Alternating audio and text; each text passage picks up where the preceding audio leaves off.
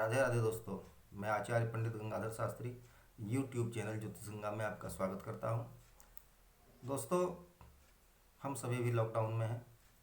उसका पालन मैं भी कर रहा हूं, आप भी करें और अपने पड़ोसी से भी करवाएं, जो देश के हित में, समाज के हित में, आपके परिवार के हित में होगा। तो दोस्तों, मैंने जो भी वीडियो पहले डाला है इसमें आपने देखा होगा और देखते रहें। और आप जितना ज्ञान उससे ले सकें लें और अपने कार्य को सुचारू रूप से करते रहें। यही मेरी कामना है। आप सुखी रहें, आपका परिवार सुखी रहे, पूरा देश सुखी रहे, ईश्वर से मेरी यही कामना है।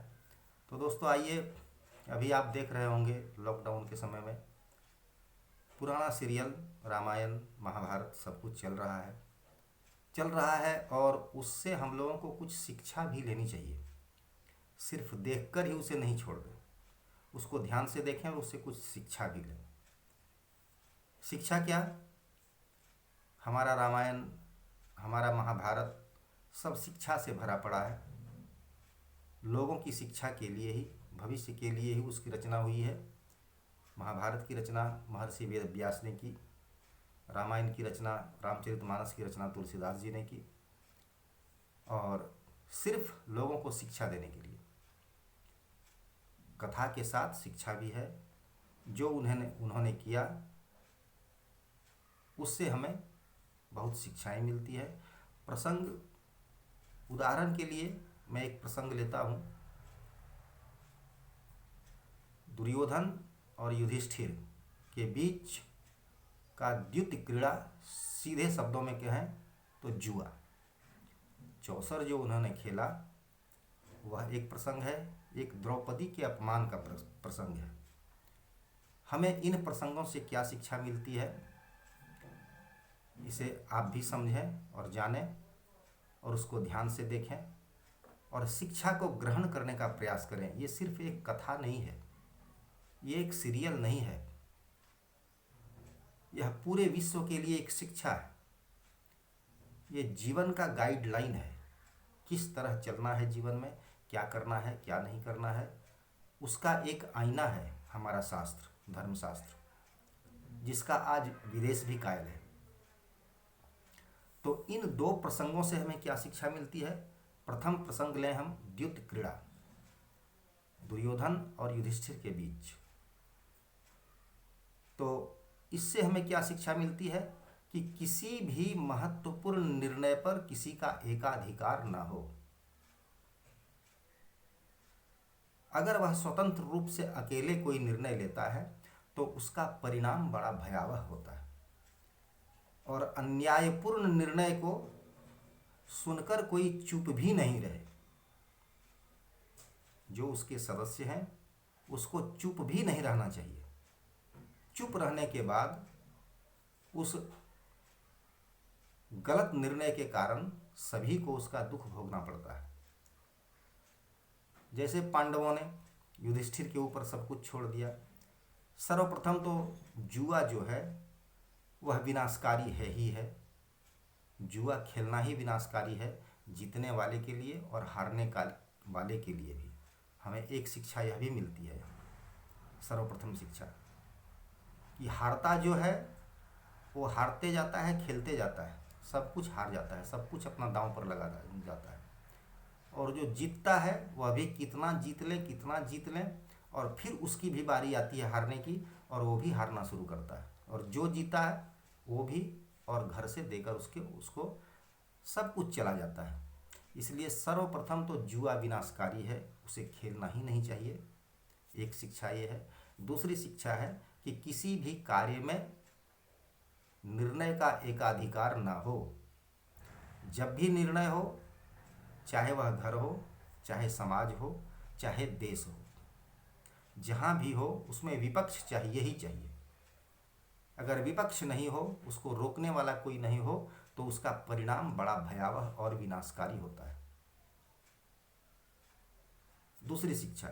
तीसरी शिक्षा हम द्रौपदी प्रसंग से लेते हैं, द्रौपदी के अपमान का। एक स्त्री का अपमान का बदला किसी को भी अपनी मृत्यु से चुकानी पड़ती है। इसलिए स्त्री का अपमान कभी भी न करें और पराई स्त्री पर आसक्त होना, अवैध संबंध स्थापित करने का प्रयास भी अपनी मृत्यु से ही चुकानी पड़ती है। उसकी कीमत अपनी मृत्यु से ही चुकानी पड़ती है। आज द्रौपदी का, और हाँ, दूसरी बात ये भी है उसमें कि अन्याय करने वाला और अन्याय को देखकर चुप रहने वाला दोनों ही दोषी होता है। दोनों ही दोषी होता है, दोनों समान रूप से दोषी होता है। इसलिए अन्याय जो कर रहा है वह पापी तो है ही है, दोषी है ही है, लेकिन उसको देखकर जो चुप रहता है वह भी उतना ही दोषी है और वह भी उतना ही सजा का अधिकारी होता है जितना करने वाला। उस सभा में द्रोणाचार्य, कृपाचार्य, उसके बाद भीष्म पितामह, युधिष्ठिर को तो पुत्र मोह, धृतराष्ट्र को तो पुत्र मोह था, उसके लिए तो कोई स्थान ही नहीं है। लेकिन इन लोगों ने, जो महापुरुष थे, चाहे द्रोणाचार्य हों, चाहे कुलगुरु कृपाचार्य हों, चाहे भीष्म पितामह हों, ये रोक सकते थे, अन्याय को रोक सकते थे, लेकिन इन्होंने नहीं रोका। वहाँ भी एकाधिकार का ही, निर्णय के एकाधिकार का ही प्रश्न उठा था। धृतराष्ट्र ने भी निर्णय अकेले किया, उसको रोकने वाला कोई नहीं हुआ। और जब अन्याय होने लगा द्रौपदी के ऊपर, वस्त्रहरण होने लगा उस सभा में, तो ये कोई भी कुछ नहीं बोले, सभी ने सिर झुका लिया, जिसका परिणाम भीष्म पितामह को सरसैया पर सोकर चुकाना पड़ा। कृष्ण से अंत में जब समय मृत्यु की आती है भीष्म पितामह की, तो कृष्ण मिलने गए हैं, तो कृष्ण से पूछे हैं भीष्म पितामह कि कृष्ण ये बताओ कि मेरी ये दुर्दशा क्यों, मैंने क्या गलती की? मैंने तो कुछ नहीं किया था। कृष्ण ने कहा कि पितामह, अन्याय को देखना भी उतना ही बड़ा पाप है, उतना ही बड़ा अपराध है जितना करना। आपने देखा और आपने उस पर कोई सवाल नहीं उठाया, उसको रोकने का प्रयास नहीं किया, इसलिए आपको ये सजा मिली। जिस तरह करने वाले को सजा मिली है, उसी तरह आपको देखने वाले को भी सजा मिली है। इसलिए अन्याय को देखकर चुप नहीं रहना चाहिए और निर्णय का एकाधिकार किसी को ना हो। अगर कोई अकेले निर्णय करता है तो उसका परिणाम बहुत गलत होता है, दुष्परिणाम होता है। और स्त्री का अपमान, किसी भी स्त्री का अपमान बहुत विनाशकारी परिणाम लाने वाला होता है। जब जब स्त्री का अपमान हुआ, चाहे रामायण हो, चाहे महाभारत काल हो, चाहे रामायण काल हो, जब जब किसी स्त्री का अपमान हुआ, अपहरण का प्रयास हुआ, गलत ढंग से उसके साथ पेश आने का प्रयास हुआ, तब तक उसका बहुत बड़ा विनाशकारी परिणाम हुआ है और उसकी तपती आंच से कोई भी बच नहीं पाया, सभी झुलस गए हैं। इसलिए द्रौपदी को चाहे कीचक की कथा हो, चाहे हस्तिनापुर के सभा की कथा हो, द्रौपदी ने सबको संहार करवा कर ही छोड़ा। उस स्त्री के अपमान ने सबका संहार करवा कर ही छोड़ा। इसलिए हमें इसकी शिक्षा भी लेनी चाहिए, सिर्फ देखना ही नहीं है, शिक्षा भी लेना है और उसे अपने जीवन में उतारने का प्रयास करना है। अगर हम ऐसा करते हैं तो हमें कभी जीवन में धोखा नहीं होगा। तो दोस्तों, आइए, मैं आज यही कह रहा था आप लोगों को कि सिर्फ देखें नहीं, इसकी शिक्षा भी लें। और बहुत अच्छा मौका मिला है, देखने का मौका मिला है, ये समझिए भगवान की ही कृपा है। थोड़ी कष्ट तो जरूर हो रही है,